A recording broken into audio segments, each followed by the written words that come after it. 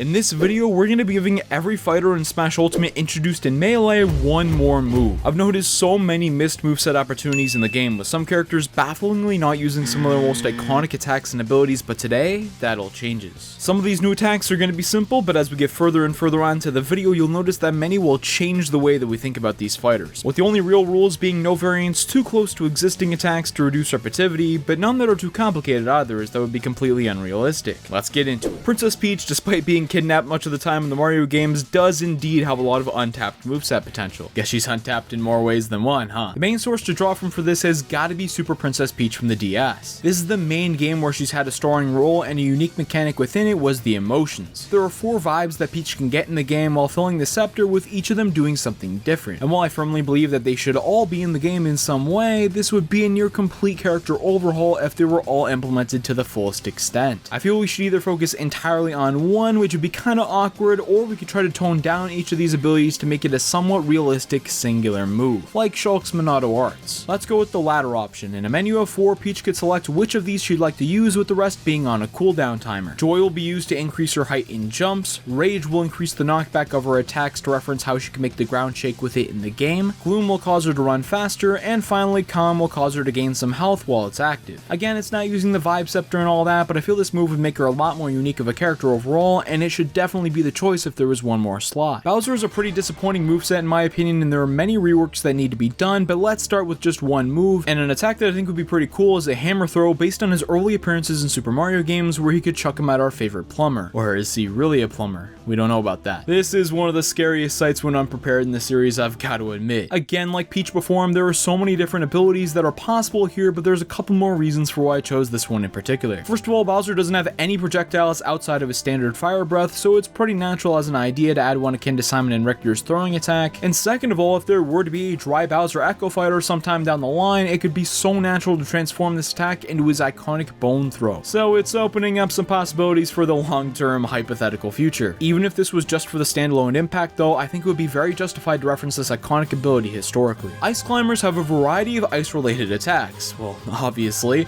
with a couple being original creations for Smash, and my new one is going to be a mix of an original idea with an in-game inspiration. For this, the duo is going to grab a random vegetable and it'll do a certain effect, such as healing you, which they do in the summit stage in Super Smash Bros. Brawl. This would make sense as an additional move, as there isn't much source material to draw from the game, but it at least works as providing a unique standout from their current selection of moves that actually has an origin, so it'll make some sense. If they want to add a bit more depth to it, they could make it similar to Pac-Man's Neutral B, with a variety of different items and unique purposes for each, but I think it's more likely that they keep it simple and have only 2 or 3 types, a healing option, a standard attack option, and a rare powerful attack, for example. Now, Sheik wasn't playable in anything prior to her original inclusion in Melee, so like a couple of the previous fighters, there was a lot of originality incorporated into her moveset, and it worked out pretty well. She's a fast character that effectively emulates what you'd normally think a sleek ninja would play like in a fighting game.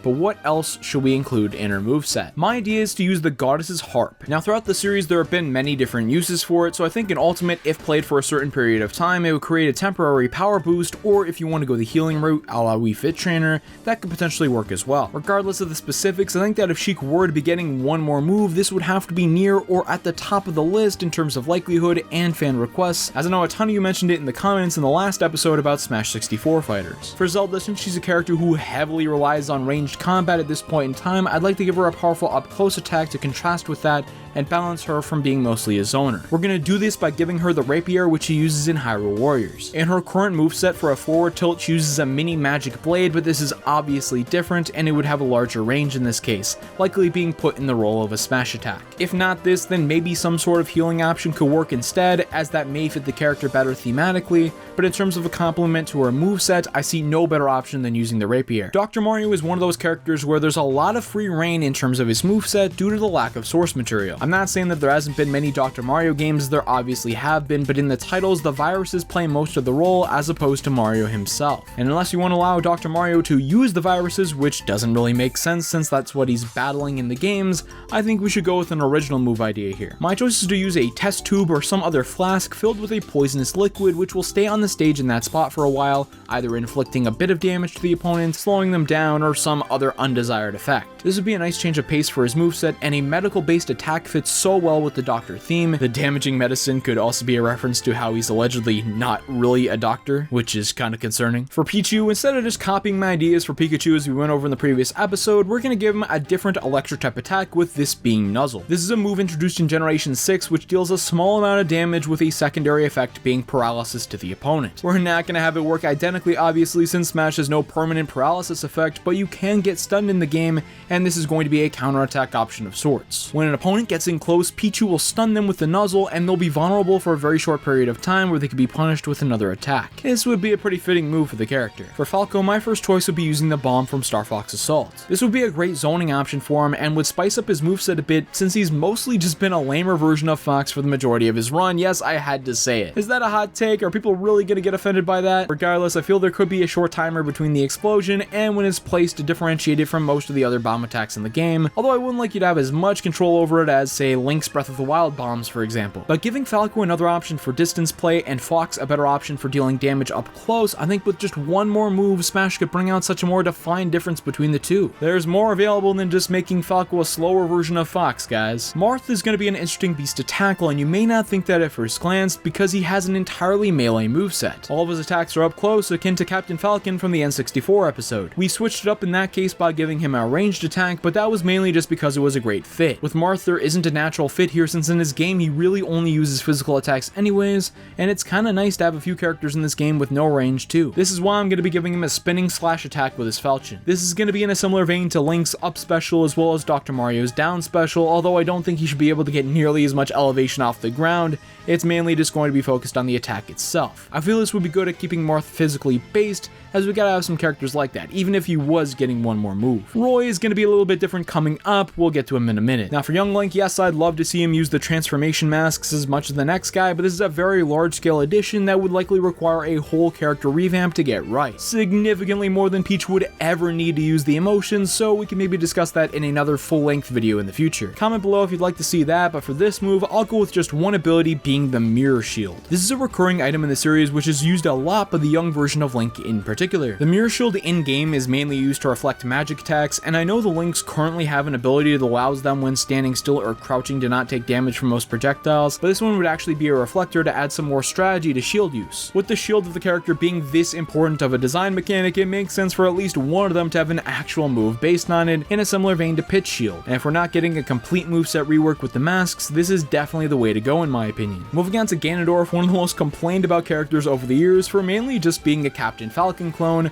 when he could theoretically be so much more than that. There were definitely some steps made in the right direction for Ultimate, such as him using his sword for example, and while like young Link I prefer a whole moveset rework, if we're just sticking to one more, I'd like for him to shoot a ball of light like he does in the iconic Ocarina of Time boss battle. This would give him a projectile in a similar vein to Arc Thunder that Robin shoots with some slight modifications. This would be a nice change of pace to the current slow physical style as he'd have a ranged toy to play with, while also providing a reference that makes a lot of sense canonically. Mewtwo was one of my favorite inclusions in Smash 4, and he wasn't even a new character. I was just happy that they listened and brought him back. This is not only due to the cool character concept, but his moveset is very unique as he's floaty, which is hit or miss with a lot of people, but I still enjoy playing him from time to time. He has a different feel from many others. So it was important for me when designing a new attack idea that it wouldn't change his core playstyle, rather enhance it, with this being Future Sight. In the main series games, when this attack is used, 2 turns later it will inflict damage on the opposing Pokemon. It'll work similarly here to Sephiroth's side special and the other timed attacks in a similar vein, but I feel it's so fitting for this character in particular. Not only with the methodical pace of the playstyle, but it's also a pretty powerful psychic type attack that matches his typing. Let's move on to our boy, Roy. Oh no, not that one. This one. Like Martha we've already gone over, this guy has an entirely physical moveset, however we're going to change that in this case. He's not a magic user in the series or anything of the sort, however he's strongly associated with fire, and since he has this fiery sword, what if he's able to slash it at the ground, leading to a streak of fire going across the stage? This wouldn't go that far, but it would give a minor version of the effect when you get hit with a flaming attack in the game. I feel that since the Smash team already took a lot of liberties with Roy's moveset, this wouldn't be too much of a stretch to add. For me, it was either this or using Vulnerary to heal, which I don't feel fits the character's fast-paced playstyle as much. We could have reused the Marth idea as well, but where's the fun in that, right? And moving on to Mr. Game & Watch, a really unique character in this regard because his moveset already has a lot of things that you'd look for in a video like this. He's got projectiles, healing, powerful physical attacks, a method of counterattacking with the bucket, and much more, mainly due to his Judge Hammer, which has a variety of move effects in it. A lot of different Game & Watch games are already represented, but we can still get an interesting attack idea in here based on the Game & Watch title, Ball. Yep, that's it. Now, very eagle-eyed Smash fans may have already noticed Game & Watch's throws already reference this title, with the juggle being very similar to Game & Watch's juggling move in the game, where the goal is for him to catch balls that are thrown into the air. We already have part of that move, now we just need the ball part. This attack is going to involve Game & Watch grabbing a ball object, and maybe multiple of them depending on how you envision it, that could be thrown directly upwards akin to Link's bombs. He's already got some attacks that go a distance, but none that operate like this. It's providing a change of pace to enhance one of the characters in the game with the most unique movesets. In terms of the rest of the roster, we're going to get to them soon, so make sure you subscribe with notifications on to ensure that you do not miss it. If you want to see the N64 or the next episode of the series, I have it linked on screen as well, so check it out at your leisure. I'll see you next time.